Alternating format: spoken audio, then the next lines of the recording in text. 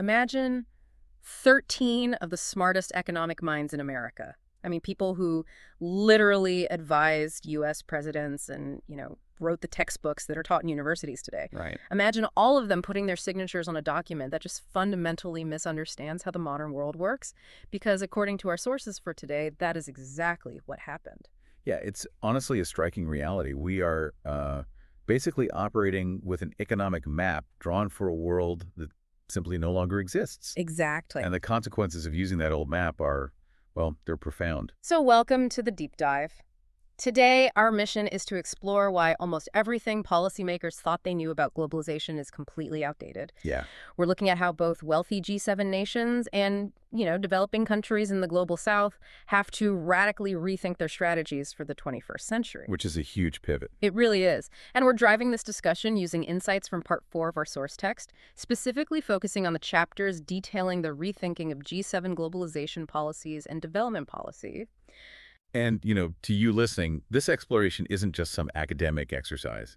The concepts we are digging into, they literally dictate where jobs go, how cities survive, and the mechanisms by which millions of people either escape poverty or remain trapped in it. The stakes could not be higher. So going back to that hook for you guys listening right now, 13 former chief economists to U.S. presidents recently signed an open letter about modern trade agreements.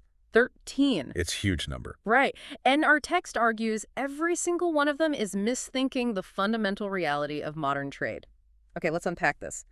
How do 13 top economists get it so profoundly wrong? Well, the error really stems from their mental model. Like in an op-ed urging the passage of the Trans-Pacific Partnership, or the TPP, Harvard economist Greg Mankiw used the classic 18th century logic of Adam Smith. Oh, right. Yeah, that old idea assumes free trade allows nations to, quote, do what they do best and import the rest. Which, sounds completely intuitive, right? We make the airplanes, you make the T-shirts, we trade, everybody wins. Yeah, exactly. It sounds great on paper. But that is the mental model of the old globalization. It assumes trade is just about exchanging finished goods. The new globalization operates on an entirely different axis. Because it's not just goods moving anymore. Right. The text uses this brilliant soccer team analogy to sort of illustrate the shift. Under the old globalization, trade agreements were essentially about agreeing to exchange players. Like, we'll trade you our star forward for your top goalie. Exactly. But modern agreements like the TPP function more like a soccer coach traveling overseas and actively training the opposing team. We are moving advanced, world-class know-how directly into low-wage nations. Wow. And once you grasp that the knowledge is what's moving, you really start to see why our legacy domestic policies are failing. Oh, totally. Consider labor unions. They're traditionally organized by sector, like the auto workers or the steel workers, or even look at our education strategies. Governments try to train students for specific sunrise sectors. Assuming whole industries will rise or fall together. Right. And that logic held up when globalization cut these predictable, slow-moving paths across entire sectors. But Today's globalization doesn't care about sectors at all. It is sudden, and it is highly individual. I mean, you could be an accountant working in a booming, highly profitable industry, but if your specific daily task can be digitized and offshored, your job is exposed. it's so granular now. It is. It's largely uncontrollable for governments using, 20th century tools. Which brings us to the old playbook for national competitiveness. Like, in the 1990s, policymakers viewed competitiveness as a win-lose foot race. Right, which Paul Krugman famously called a dangerous obsession. Because if you view the global economy as a race, another country's success is inherently your failure. But the source text argues we need to view it more like losing weight. Which is a much healthier framework, honestly. If I lose weight, it in no way prevents you from losing weight. Everyone can win simultaneously, depending entirely on their own domestic effort and discipline. It's about self-improvement rather than defeating a rival. Exactly. Therefore, governments need to focus on investing in their own domestic capital. The crucial pivot, however, is being incredibly strategic about what kind of capital they support. Because production is now entirely fragmented and footloose. It can go anywhere. Right. And the text offers this two-dimensional matrix for governments to evaluate what to support. On one axis, you have mobility. Meaning, can this factor easily cross a border? Yes. And on the other axis, you have spillovers. Does investing in this create tangible side benefits for the rest of the local economy? This two-dimensional evaluation completely challenges the traditional view of industrial policy, doesn't it? It completely upends it. Well, let me push back on that traditional view with a real-world example. Governments love to hand out massive tax breaks to corporations to subsidize research and development. Oh, yeah, all the time. But the text mentions Carrier closing its Indianapolis facility in 2016 and moving production to Mexico. So if a government gives a massive tax break for R&D, aren't they potentially just subsidizing the creation of factory jobs abroad? That is the exact trap many G7 nations fall into. Wow. Yeah, highly mobile factors like financial capital or basic scientific research blueprints, they will simply flee to wherever the financial reward is highest or the labor is cheapest. So the mobility is the problem. Exactly. You can heavily subsidize a company's R&D in Indiana, and they can take that resulting blueprint, email it to a factory in Mexico, and begin production the next day. That's crazy. The domestic taxpayer funded the knowledge creation, but the fabrication jobs immediately left. So if blind R&D subsidies often just pay for jobs in other countries, it feels like governments are out of options. I mean, can they even do anything, or is domestic industrial policy just dead? It isn't dead, but it requires a massive pivot. Governments need to promote sticky factors. Sticky factor. Yeah, these are elements that have high spillovers for the local economy, but very low international mobility. We're talking about highly skilled labor, tacit knowledge. Wait, what's tacit knowledge exactly? Oh, it's that unwritten, experiential knowledge that is hard to codify but easy to share face-to-face. And also social capital, meaning institutions of trust, reliability, and the rule of law. I see. Because, you cannot pack up a highly functioning ecosystem of trust and talented people and ship it overseas in a cargo container. Right. You can email a blueprint, but you can't email a culture of trust. Precisely. This reframes the entire concept of industry. We typically picture smokestacks and assembly lines. But the text argues we need to pivot our focus to prefabrication and post-fabrication services. Design, engineering, marketing, logistics. Yeah, it makes the case that cities are basically the 21st century factories, functioning as engines of agglomeration and face-to-face contact. So if a nation wants to insulate its economy from offshoring, the goal isn't to build a better factory. The goal is to build a better city, fostering a brain hub. The James Dyson example illustrates this perfectly. Yeah. In 2003, Dyson moved its manual vacuum production from the UK to Malaysia. And people were furious. Oh, the British press eviscerated him. Unions called it a betrayal. But Dyson's argument was that moving the low-wage assembly to Malaysia was the only way to save the company from bankruptcy. Which is a tough pill to swallow for the local workers. Definitely. But because the company survived and thrived globally, they eventually announced plans to create 3,000 highly paid science and engineering jobs back in the UK. If we connect this to the bigger picture, it highlights a necessary massive shift in social policy. Governments must transition to protecting workers, not jobs. Protect the worker, not the job. Right. The old unwritten social contract, that team of domestic labor and domestic technology working together, it's fractured. Yeah, the source text highlights South Carolina textile workers to make this point. There's this dark local joke that a modern mill only employs a man and a dog. Right. The man is there to feed the dog. And the dog is there to keep the man away from the machines. It's funny, but it's tragic. Those workers in South Carolina aren't just competing with Mexican labor anymore.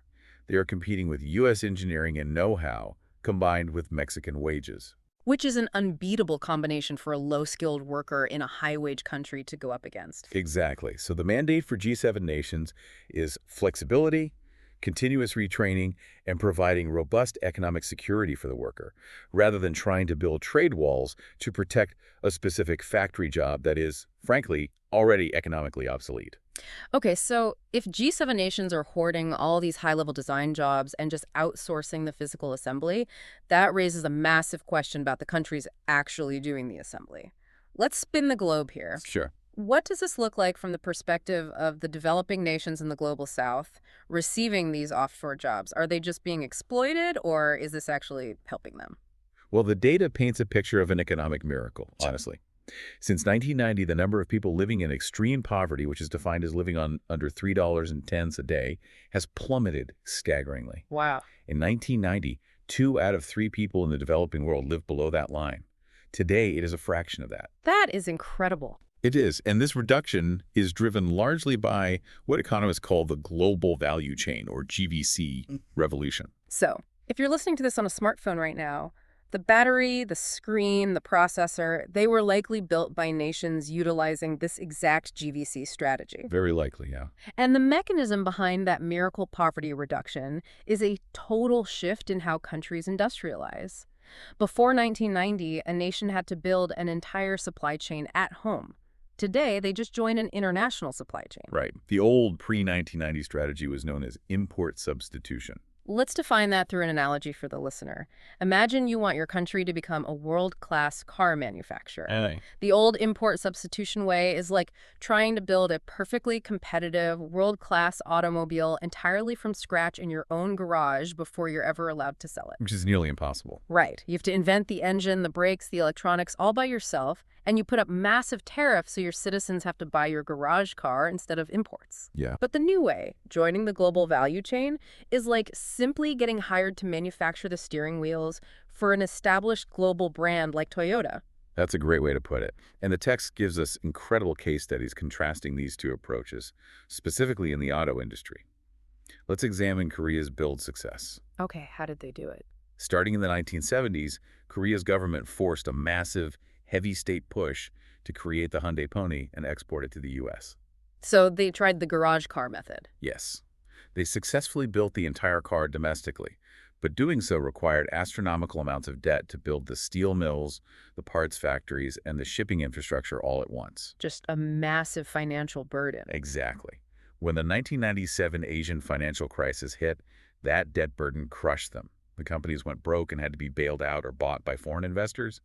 Korea won the game eventually, but it nearly destroyed their economy in the process. Man, and then you have Malaysia, which tried the exact same build strategy and failed entirely. Right, with the Proton Saga. Yeah, Prime Minister Mahathir Mohamad launched the Proton Saga National Car Project. They used those high import substitution tariffs to protect local sales. But the mechanics of the failure are crucial here. Because they only sold to their own small domestic population, they lacked the global scale to ever become cost competitive. They just couldn't produce enough cars to make the factories efficient. Exactly. The cars ended up too expensive to make and therefore too expensive to export. Now contrast both Korea's painful victory and Malaysia's failure with Thailand. Thailand didn't try to build a national champion car from scratch. They utilized a joint strategy. The steering wheel method. Exactly. They attracted Japanese automakers and used very gentle local content rules to nurture Thai suppliers. Instead of competing with Toyota or Honda, they localized engine and parts production for them. Smart. By embedding themselves in the Japanese supply chain, Thailand achieved massive scale and is today a global export hub. They're widely known as the Detroit of the East. Okay, so why exactly is the joint strategy so much more effective? I mean, what is the actual economic physics behind this unbundling? The text uses a seesaw analogy to explain this shift in development economics. Right. So imagine a playground seesaw. This represents what economists call multiple equilibria in an economy, meaning an economy can be stable in a state of poverty or stable in a state of wealth. Okay, I'm picturing it. On one side of the seesaw, you have the agrarian sector. On the other, the industrial sector. In a developing nation, the agrarian side is heavy, resting firmly on the ground. Makes sense. To tip the seesaw so the industrial side stays down, to shift to a new equilibrium, you needed a massive, concerted push. Economists term this the minimum critical effort. So you had to build the factories, the roads, the power plants, and train all the managers all simultaneously. Right. It had to be a giant coordinated leap. But the ICT revolution, information and communication technology, completely changed the physics of the seesaw. It really did. The big push became a series of small nudges. Industry became less, well, lumpy. How exactly did ICT do that, though? We have to look at how it played out. Before high-speed internet and computer-aided design, or CAD files, coordinating complex tasks across borders was impossibly expensive. You couldn't design a car chassis in Detroit and have a factory in Thailand to build the muffler. Because the risk of the parts not fitting together was too high? Exactly. You had to build them next door to each other. But once the cost of coordinating those complex tasks dropped to near zero, production unbundled. Yeah. A company in Japan can perfectly monitor and coordinate a factory in Vietnam in real time. Vietnam doesn't need to push the whole seesaw down at once. They just exploit their comparative advantage in making, say, wire harnesses for Japan's Sumitomo Electric. Or consider Colombia. Oh, yeah. The local company Hugo Restrepo didn't need to invent a global hot sauce brand and market it worldwide. They just received intense, face-to-face knowledge transfers from the U.S. brand Nella Killeney to grow Tabasco chili peppers to exact world-class specifications. They just join the chain at the agricultural stage. Exactly. Here's where it gets really interesting, though. We historically thought of economic development as a ladder, right? The famous flying geese model. Yes, the classic model. Like, a country starts by manufacturing cheap shoots and shoes, they build capital, and then move up the ladder to electronics and eventually to cars. Taiwan is the classic example, moving from exporting sugar and tea in the 1950s to textiles to eventually producing Acer computers. Right. But the text argues that this ordered, sector-by-sector progression is now dead. It is dead. And it's dead because the fragmentation of the supply chain allows countries to bypass the lower rungs altogether. The author introduces this striking metaphor here. Economic development is no longer a formation of flying peas. It is a flock of starlings. Murmurations, those massive, swirling, chaotic clouds of birds. Yes, because developing nations no longer have to master the entire final product.